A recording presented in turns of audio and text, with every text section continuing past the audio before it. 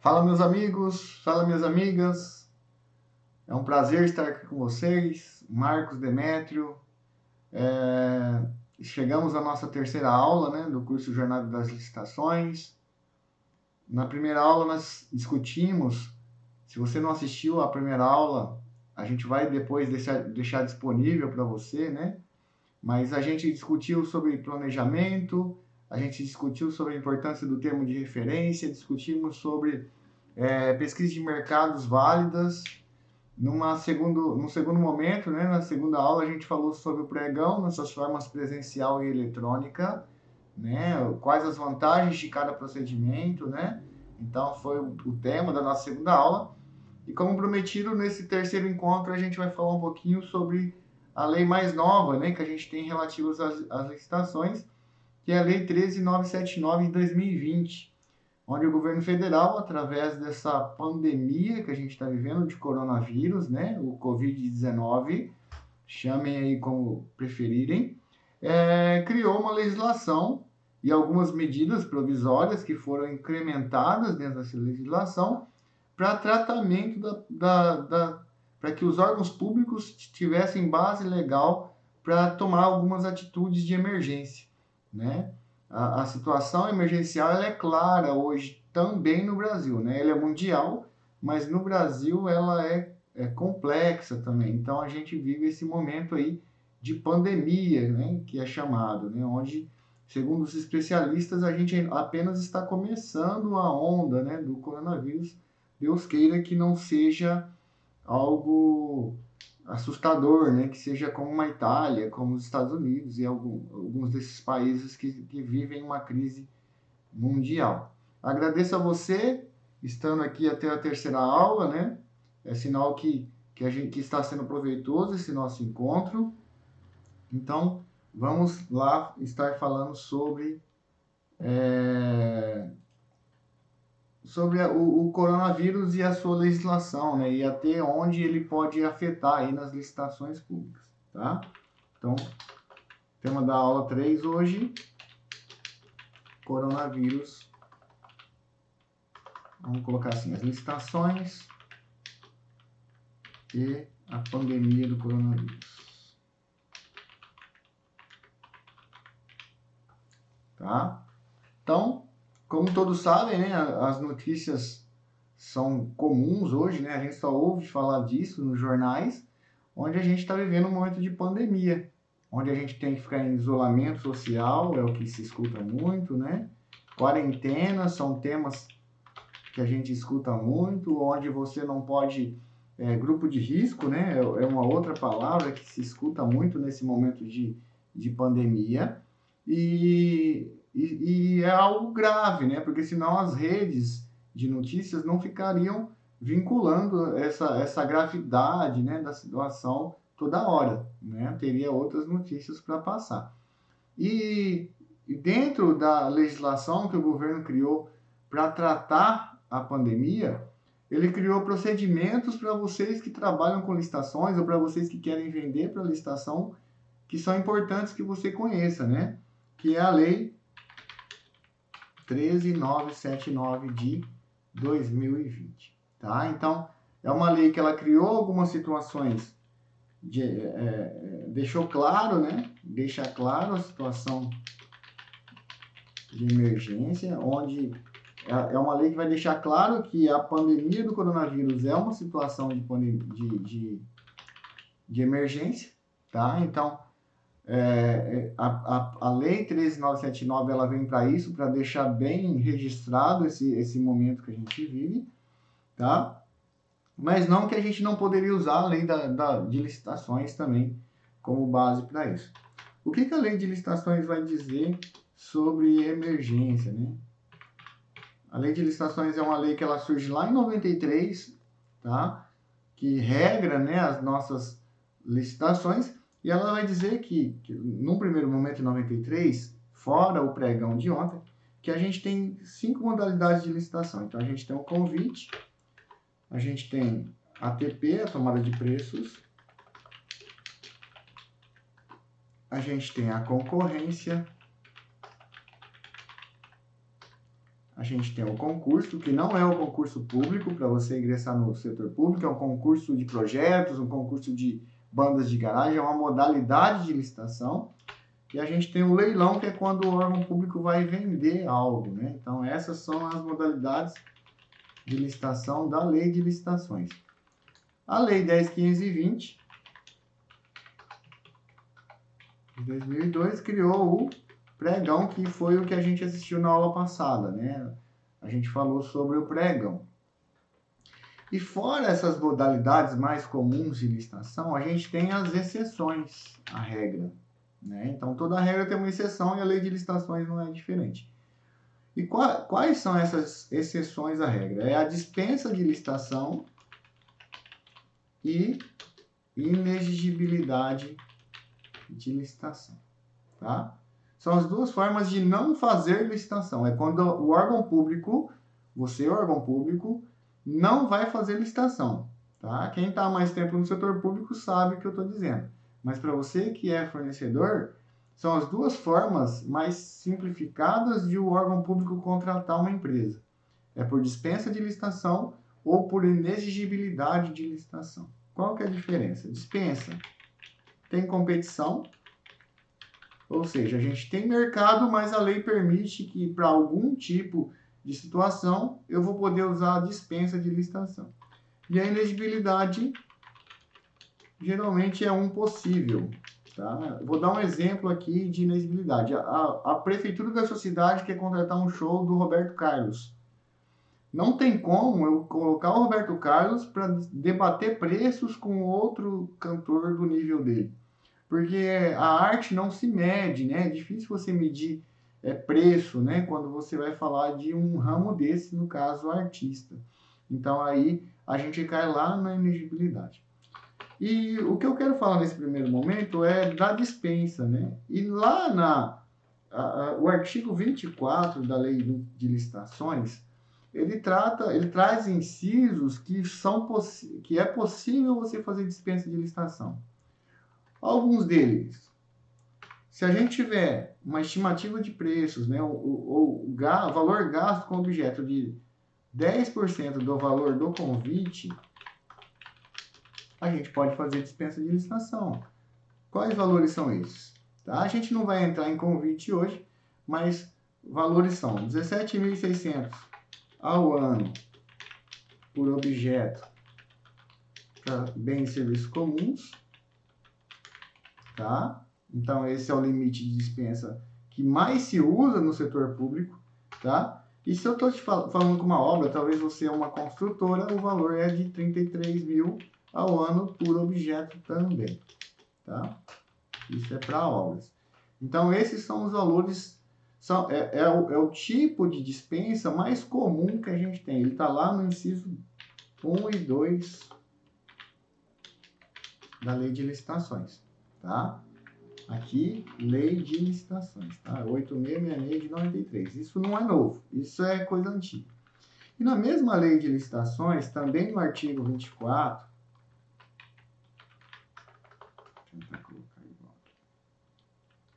também no artigo 24, só que agora no inciso 4º da Lei de Licitações, ela vai falar sobre situação emergencial e calamitosa.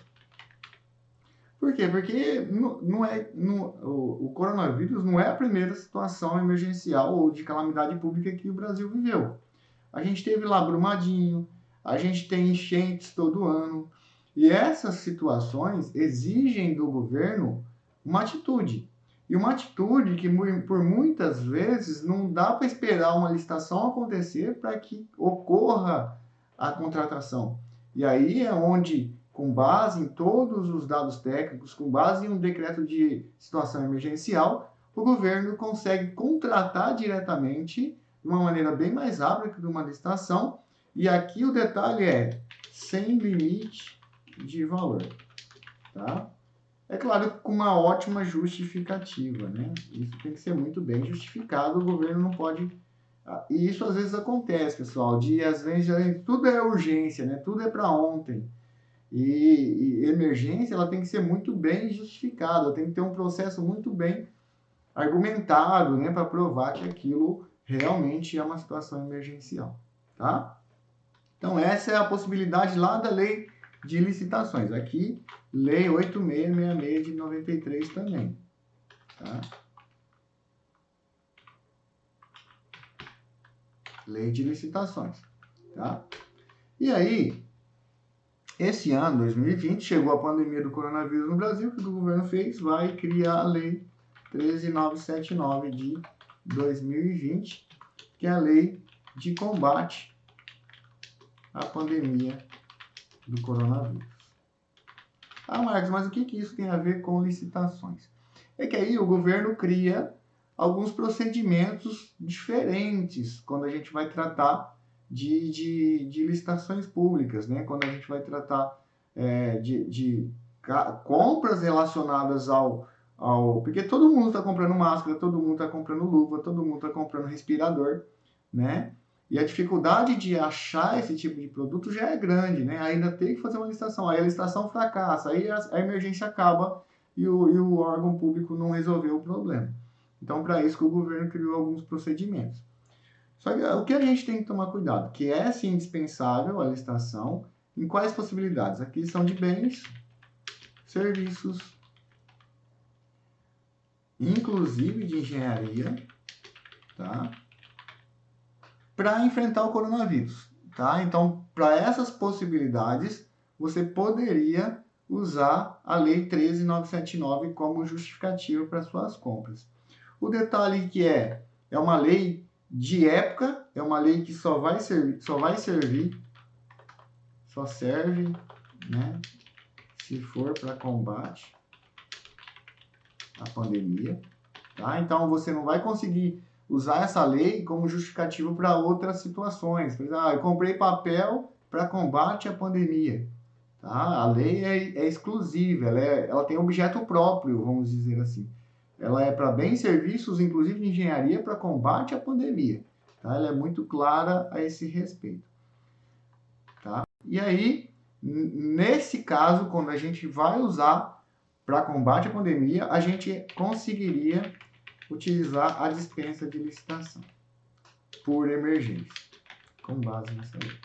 Tá? Ah, Marcos, mas então eu posso pegar todo a minha demanda de máscara e fazer através de dispensa pela lei 13979? Não é bem assim, porque a própria lei ela vai decorrendo, né? Ela vai tendo outras possibilidades de utilização. Um detalhe, a gente vai ter que tem que ser publicada essa dispensa no site oficial, tá? Para dar clarividência, para dar publicidade ao ato, né? Então, a publicidade, ela ainda é importante, tá?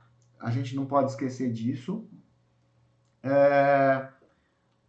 A lei, ela vai te permitir, inclusive, para alguns casos, se você, por exemplo, você tem um fornecedor só possível de máscara, não tá tendo máscara em lugar nenhum, tá? Aí você vai, faz a pesquisa de mercado e acontece daquele fornecedor de máscara, que é o único fornecedor que você achou no mercado, ele não tem a regularidade, tá? Ou ele está inidôneo, ou ele foi declarado inidôneo em algum lugar.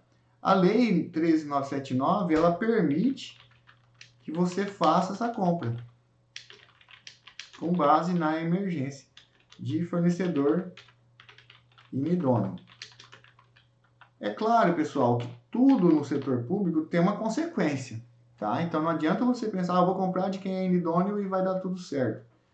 Provavelmente o órgão de controle, o seu Tribunal de Contas, ele vai te fiscalizar futuramente. E ele vai questionar se realmente não tinha outro fornecedor, se não era possível a compra, se não deu para pesquisar mercado. Tudo isso vai ser questionado. Pode ter certeza que isso vai acontecer, tá?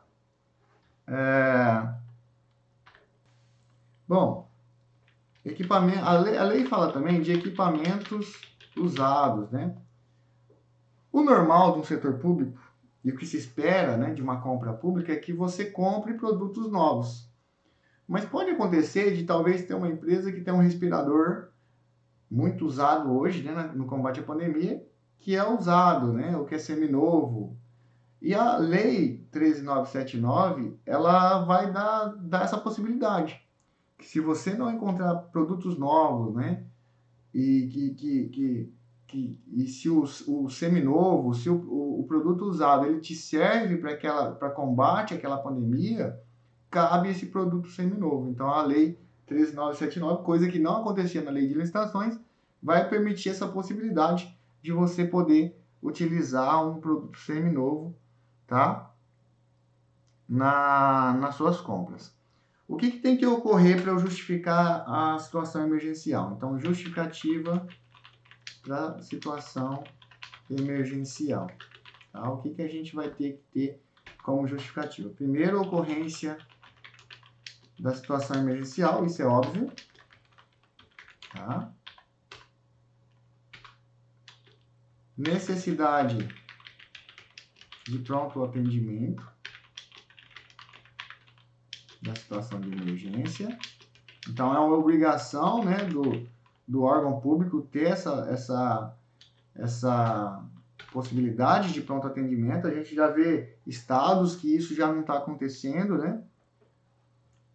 Existência de risco.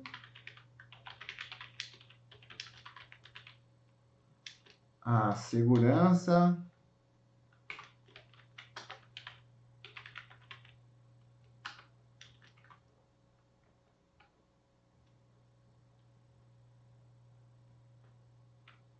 A obras. A segurança a pessoas, né? Existência de risco, segurança a pessoas. A obras. Prestação de serviços e outros bens, públicos ou particulares,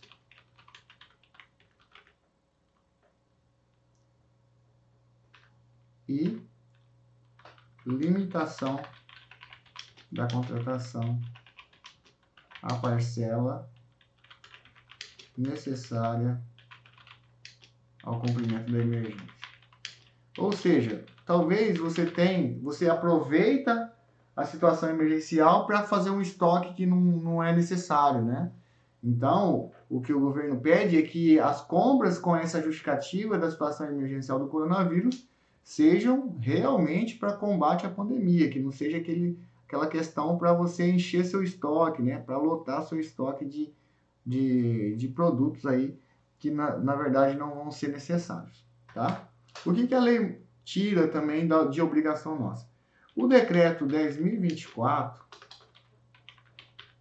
de 2019, o decreto de pregão eletrônico, ele trazia uma obrigatoriedade que é o estudo técnico preliminar, que é uma fase de planejamento. Na primeira aula a gente falou bastante sobre planejamento, né? E o decreto 10.024 de 2019, ele obriga você a fazer um planejamento, né, em alguns objetos, que é o estudo técnico preliminar. Por exemplo, eu vou contratar a locação de veículos. Eu tenho que fazer um estudo antes de fazer esse termo de referência, justificando que locar veículos é melhor do que ter veículo próprio. Isso com base em cálculos, em custos, né? Eu tenho que comprovar isso documentalmente, é o estudo técnico preliminar. E a Lei 13.979 de 2020 tira essa obrigatoriedade.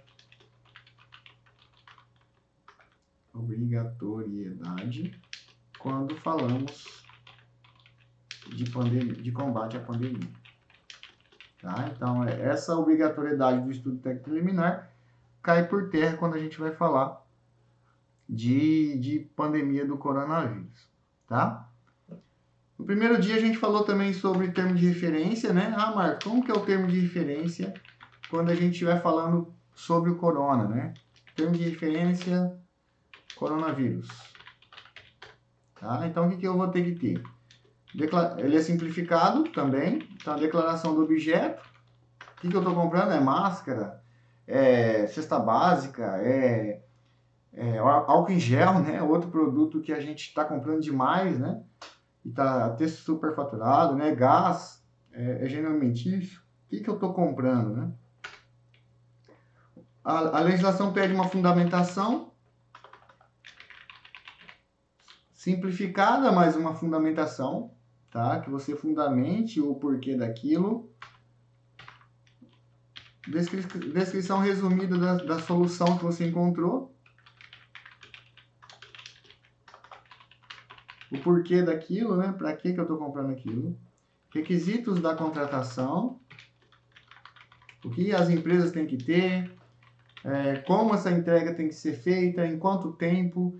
Porque quando a gente fala de emergência, isso vale até para as emergências da lei de licitações, não basta só a situação emergencial, né? Por exemplo, de nada vale eu fazer uma contratação por emergência e a empresa demorar 50 dias para entregar a máscara, né? Então não valeu de nada eu ter feito por situação emergencial. Então eu tenho que tomar esse cuidado de que nos requisitos da contratação esteja lá, por exemplo, prazo de entrega muito curto, né? Que o prazo de entrega ele sirva para o combate. Se eu comprar máscara e a máscara não chegar durante a pandemia, não adiantou nada, né?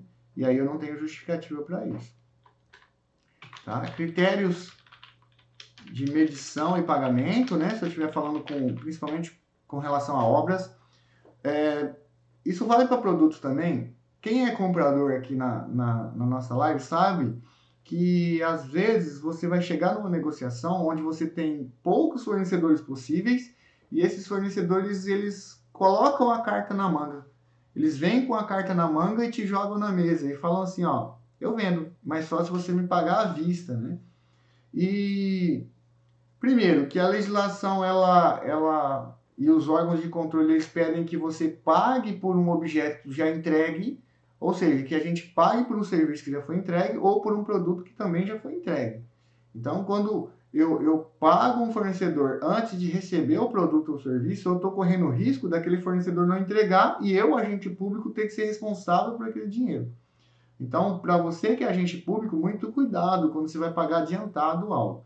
Então, se você vai fazer esse procedimento, né, de pagar o à vista, que a gente chama, que na verdade é um pagamento antecipado, tome muito cuidado para fazer de uma forma que seja legal, que já não é tão bem visto pelos tribunais de contas, mas que seja com fornecedores que você conhece, que você tem uma certa certeza de que esse fornecedor ele vai te entregar o produto ou o serviço no momento oportuno, tá? Então, é um cuidado que vocês vão ter que ter aí nessa fase. A gente vai ter estimativa de preços, se possível, só que a legislação ela vai permitir uma fonte de pesquisa. Enquanto lá, quando a gente falou de pesquisa de mercado, a gente disse que quanto mais fontes é importante, né? Que eu pesquise no painel de preços, que eu pesquise no site, que eu pesquise com fornecedores, que eu pesquise nos meus contratos, que eu pesquise no contrato do vizinho. Aqui, a emergência é o mais importante, é sanar a emergência é o mais importante. Então, quando a gente fala de estimativa de preços para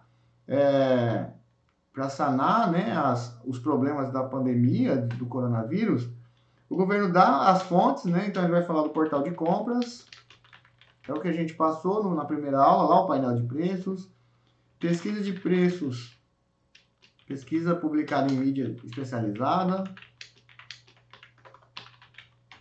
é o que a gente falou lá do site da MP, né? Sites, a gente pode estar pesquisando em sites também, tá? Para dar parâmetro dos nossos preços. Contratações similares, a cidade vizinha, né? A gente falou sobre isso na pesquisa de mercado. Fornecedores, aqui entram vocês que são fornecedores.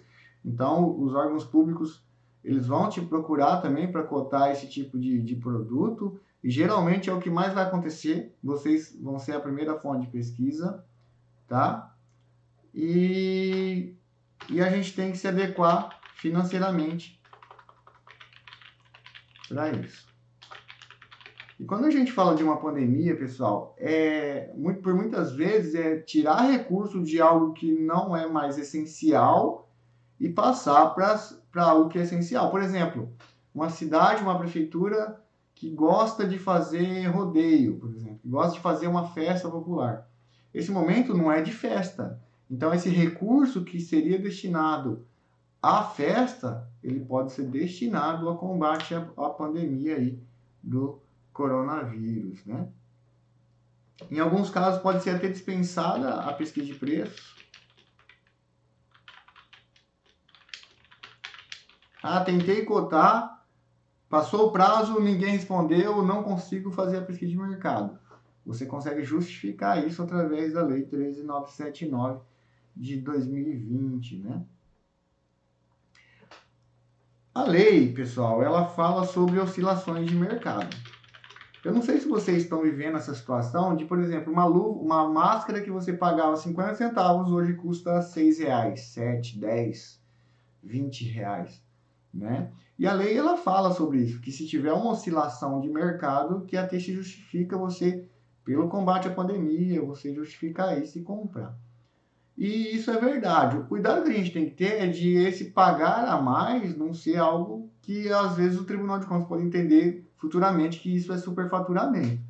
Então, procure várias fontes de pesquisa de mercado. Essa pesquisa de mercado com cidades vizinhas é muito importante nesse momento. Saber o que a sua cidade vizinha está pagando, né? Para você, que é órgão público, não cair no conto do vigário e comprar uma máscara de R$35 e depois ter que ser punido por um tribunal de contas. Porque, mesmo que seja para combate à pandemia, é claro que o tribunal vai vir com os olhos já sabendo que foi uma situação emergencial, mas se ocorrer abusos, a tendência do tribunal apontar, tá? Então, a gente tem que tomar esse cuidado aí quando a gente vai falar de coronavírus. Um detalhe, pessoal. Ah, Marcos, então falou de coronavírus, eu posso usar dispensa de licitação? Aí o que a lei 13.979 vai falar? Ela vai dizer para você que os pregões, tá? Seja ele eletrônico ou presencial, ele pode ser reduzido a sua publicidade para metade do prazo. Então, se você publica os seus pregões em 8 dias úteis, você pode publicar em 4 dias úteis. E aí, o que eu quero dizer com isso? É que, às vezes, você vai justificar, vai fazer uma dispensa para um longo período, sendo que você poderia fazer um pregão. Porque o pregão hoje, para coronavírus, para combate à pandemia, a gente tem uma redução no prazo de publicidade. Então, às vezes, compensa você comprar uma quantidade para suprir um tempo, um período, e procurar já fazer o seu pregão com esse prazo reduzido, para que, se você tiver questionamento, você tentou fazer a modalidade correta, tá? Então, a lei, ela dá a possibilidade da dispensa, mas ela mesma, ela tira. Ou seja, ela coloca ali a possibilidade de fazer através de pregão. Só que um pregão com prazo reduzido, né? Onde você vai estar cuidando aí dos seus pacientes, ou de sanar os problemas que o seu órgão tem, seja um hospital, seja uma prefeitura, seja qual for o órgão público que você trabalha, só que com responsabilidade, e por isso que a lei dá a possibilidade do pregão, né? A lei vai dizer contratos administrativos. A lei vai dizer que os contratos administrativos eles vão ter duração de até 6 meses, né?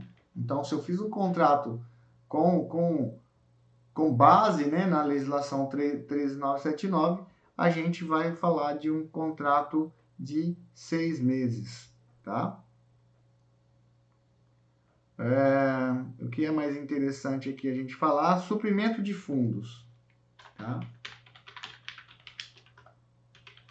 O que é suprimento de fundos, Marcos? São os famosos adiantamentos, né? É quando a gente pega um dinheiro, dá na mão do secretário, o secretário vai lá, gasta da forma que ele precisa e depois presta conta daquilo. O que a legislação do Covid, a legislação do coronavírus, fala sobre suprimento de fundos? Que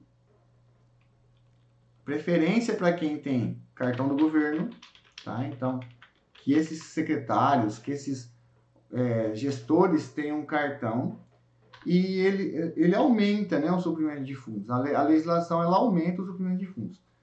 Pela lei de licitações, lei 86, lei de 93, o suprimento de fundos é 5% do valor do convite. Tá? Então, esse é o teto de uso do adiantamento. E o adiantamento, ele serve para despesas que não são previsíveis. Ah, Marcos, mas tudo na questão do coronavírus é imprevisível. E é por isso que o governo colocou o adiantamento como possibilidade, com valor aumentado, tá? Mas a gente tem que usar ele com muita cautela. A procura de vocês primeiro ou é por um procedimento de dispensa de licitação ou por um procedimento de pregão, de fazer uma licitação para aquela aquisição. O suprimento de fundos ele é sempre em último caso, tá? Mas o governo deu uma base para ele, para você poder usar. Na lei de licitações, a gente poderia usar 5% do limite de convite, vai dar cerca de R$ 8.000, tá? Esse limite. O convite é R$ 176.000, a gente vai ter 10% de 17 mil, vai dar uns 8 mil e poucos reais, tá? E pela lei 13.979, né, de 2020, a lei do coronavírus, a gente tem a possibilidade de usar o adiantamento nos limites da carta convite, tá? Então, olha só que aumento que o governo deu na possibilidade do adiantamento. Quais são esses limites? Então, a gente tem que R$ 176.000 para compras comuns e R$ 330.000 para obras e serviços de engenharia. Tá? Então, a gente tem um plus aí, né, para quem está com muita urgência, muitos problemas, né, com relação ao coronavírus. Como o Brasil é um país que a gente chama de um país continental, isso varia muito, né? Tem cidades que não tem nenhum caso de coronavírus.